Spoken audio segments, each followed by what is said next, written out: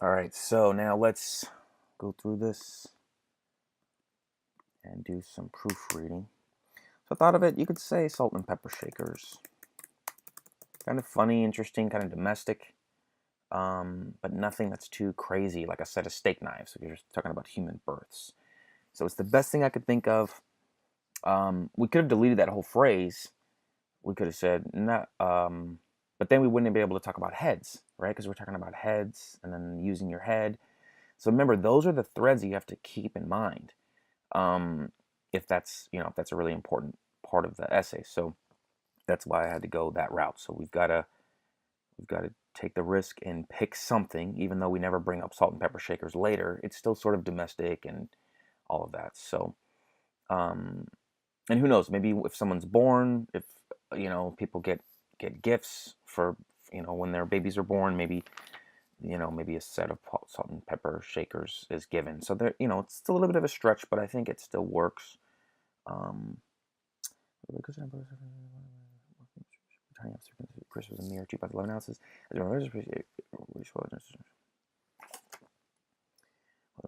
Okay, and then after our brief stay, together we looked at ever growing heads. Heads are very commonly. Okay, so here's where we use quotes. Memorable and sometimes embarrassing events. There's just something about the comma and the one word. I think I'm going to take a risk here. The teacher might mark this off, might not. There's something about the comma and one word that I don't like. If anything, we haven't used parentheses yet. Let's use parentheses. So here's where sometimes if we have rules that were like hard and fast, when you're in the editing phase, you're like, it's all right. Like it's not the end of the world. Like I rarely like using parentheses in a first paragraph. But I think it works. I think it works here. Because I think that we might get marked off without, if we didn't have any punctuation. And then there was parenthesis here as well, but I still think it works. So in editing, sometimes you're like, I'll break a little bit of a rule, especially if I did a good job on the other stuff.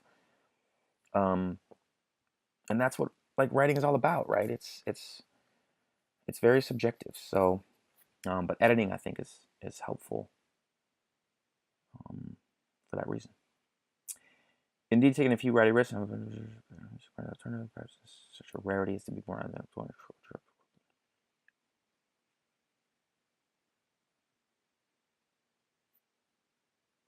Vivid memories of childhood. Okay, so 12 years old. It's not going to have a hyphen. Use it hyphenated when it's an adjective, like a 12-year-old boy, right? So 12 hyphen year hyphen old boy. But if it's 12 years old, we're not going to. We could say 12, but it's a little bit vague. You could, but what at 12 noon, 12 midnight, so 12 years old. We placed our start bottom of the condo. Both slammed their head against each other before each of us was able to kick the ball away and get first possession. While we were out, quite obviously dazed and in pain at that moment, nevertheless looking back at us, I now felt a sense of levity. Banging our heads after running full speed forward in front of feet was a clear reminder of our identical twins. We both decided that for future one-on-one soccer games, one of us would take the ball out first, and the other would take the ball out after halftime. Problem solved, and our heads eventually healed. I guess I could say perspective, but then that's a little bit like taking myself too seriously. You don't want to like in your language be so like stuffy where you're just like taking yourself so seriously. I feel a sense of perspective. I feel this. I mean, I guess it could work. Um, I think a good college application essay, I think that could potentially work if you're trying to show that you've learned a lot and you've matured. Um, but it's a fine line, especially considering if this was just for a class, I wouldn't want to say perspective because writing an essay. Hopefully, I have perspective. That's why I'm writing the essay, especially because I'm writing a personal one that's about the past. So I think levity. I guess I feel more a sense of levity. Yeah, I feel more a sense of levity, and I can say more a sense of levity than any other feeling. But that sort of makes that sentence really long. So, a sense of levity. Well, our heads physically healed quickly. Again, transition sentence, we were able to connect because we talked about heads, right, being our through line. Consider high school with some of our collective decision-making skills. Pre-calculus in 11th grade. I went to his class on a seat and commenced my duplicity. When I same calculator for the class, it's a class for certain mutations. After all, okay, so I said my brother, and then you want to alternate. You don't want to always say my brother, my brother, my brother, my twin. I don't want to say sharper. It's a little bit. I'll just say that I was just more studious. I was more studious than him.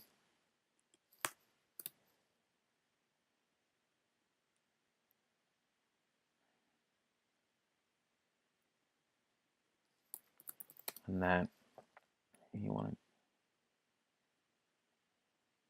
perhaps an honest B. Chris's classmates get really excited and giggles of those teachers. To the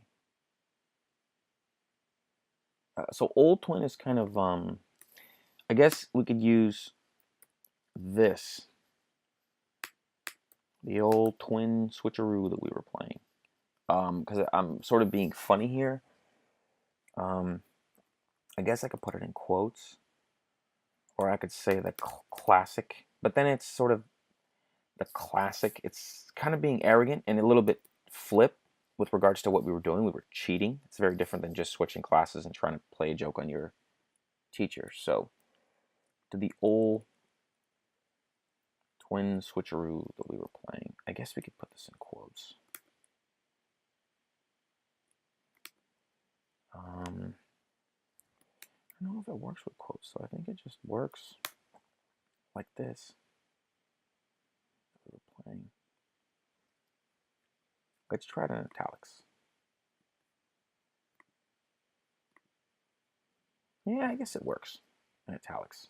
Again, I like using different punctuation, different sentence structure, different sentence length, different word choice. It's like if you always keep that in mind and you're very thoughtful about your choices, then when you step back and you read the essay, it'll come out a lot better than if you just throw words out and stuff. So, and then here we haven't used anything in italics, so we just decided to put that in italics.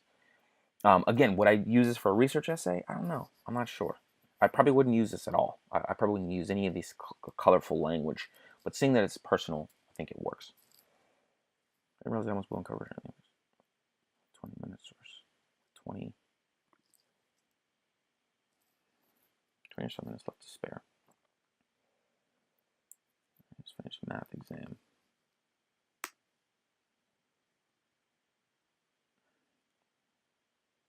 Chris always was. I will say it's better to say subject was always. It's easier to read. His teacher didn't catch on, and I was minutes away. So yeah, fortunately, I'm like setting it up so that the reader's like, oh well, they're gonna get away with it. But we don't. So then Spanish teacher.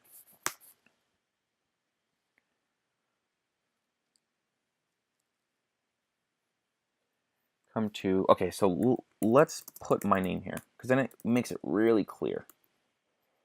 Come to Mike Hoff's Spanish teacher's class.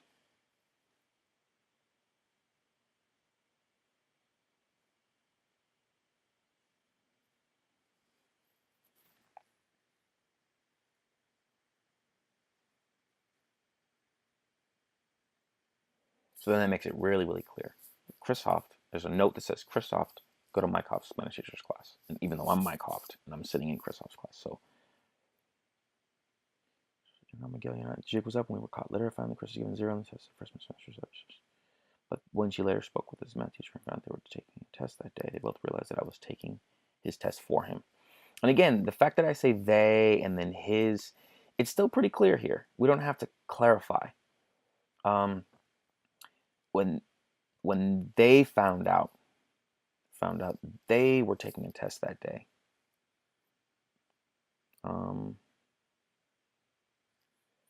Which is Chris's math teacher's students were taking a test that day. They both realize. I guess it's a little bit vague. So let's just say both teachers. Both teachers, because we say they, and it's not the same they. And then him, it's his math teacher, but we never say the word him. Whereas him, we only say it for Chris. Both teachers realized that I was taking his test for him. Yeah.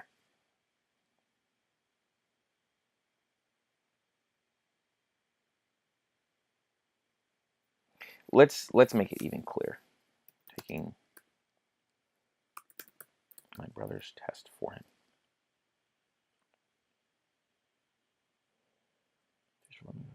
We danced for a few minutes to entertain the class. We weren't totally twins as we got older. Luckily, we didn't get center expelled. It's the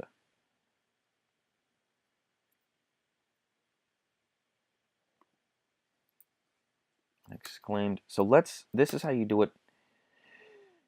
You you just put it in brackets if you want to, if you want to down case or up case, just to make it make sense, right? The sentence he left it out and explained those Hoff twins and walked away.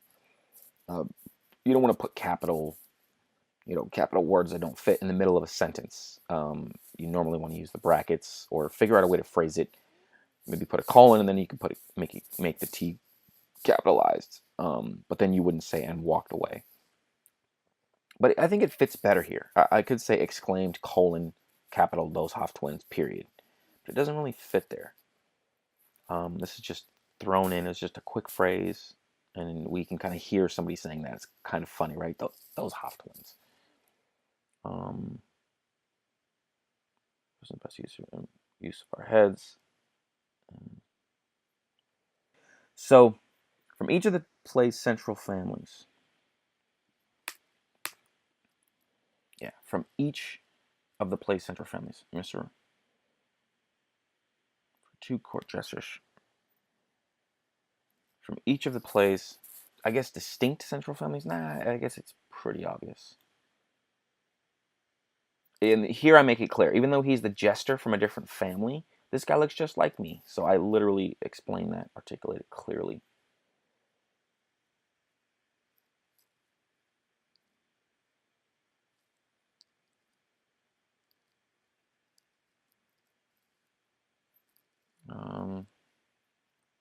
At our high school, these experiences together really bonded more with Chris and perhaps some of the best exerted uses of our heads during our younger years.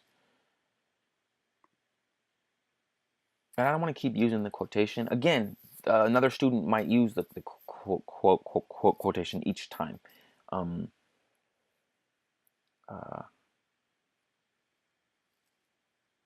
and I was use our heads. As group and say as close resemblances of one another with regards to physiognomy. That's a long phrase. Let's just say close physical resemblances of one another. Better the analyzer is simpler and with less. I'll just say fuss.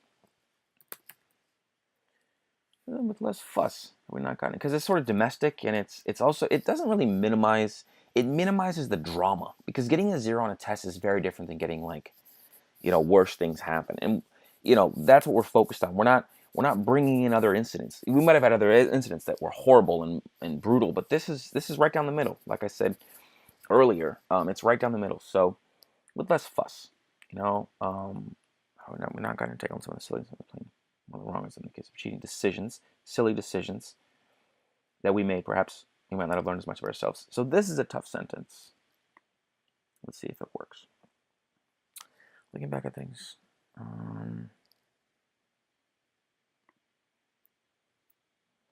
I think it's pretty obvious that it's plain. I'll just say immoral.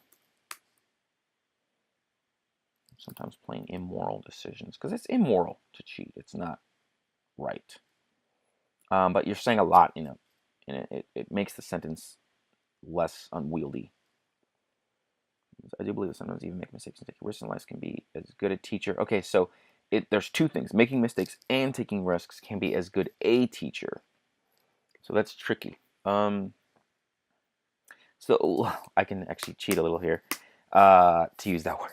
Making mistakes / taking risks in life can be as good a teacher as those who quite literally teach us in our classrooms when growing up.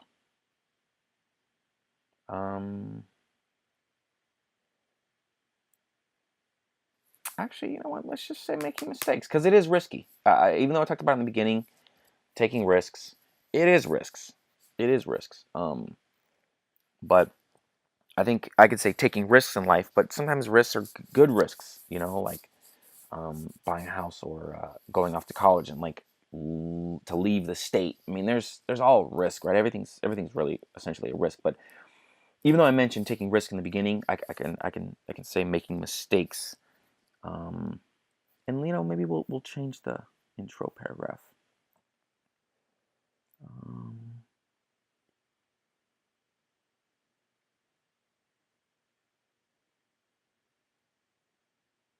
So having a bit of fun. So we could talk about mistakes. Taking a few rowdy risks, making a few mistakes, and overall having a bit of fun in childhood. Taking, making, and having is or are perhaps worth even a bit. Yeah, are, because they're three separate things. So that's how we can connect it back to the first paragraph. And then we talk about making mistakes. I would like to think that I wouldn't have cheated if I had to do high school all over again, but no one knows for certain what they would do in a given circumstance given similar parameters.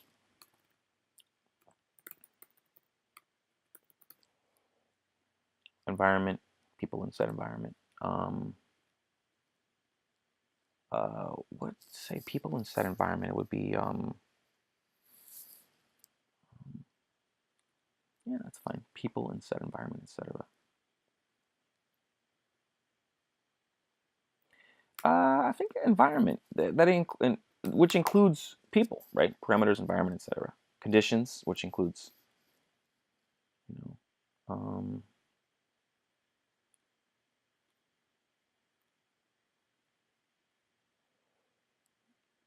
one thing I do know is that I'm grateful for being a healthy, well-adjusted, identical twin adult.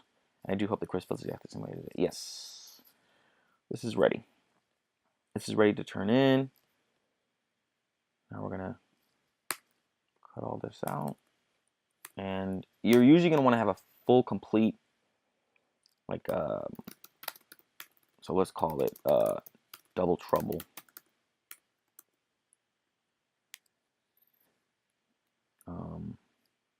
And we are sort of trouble. We're cheating, we're slamming heads. I mean, it's sort of trouble. It's funny, we're making fun of ourselves, you know, so you call it double trouble by... you normally want to have a full page where you do this, but this is still fine. And I usually would make this like double spaced. So you want to go to do double spaced. But I think single spaced, some teachers would rather have single spaced. But yeah, this essay's done. This essay's finished.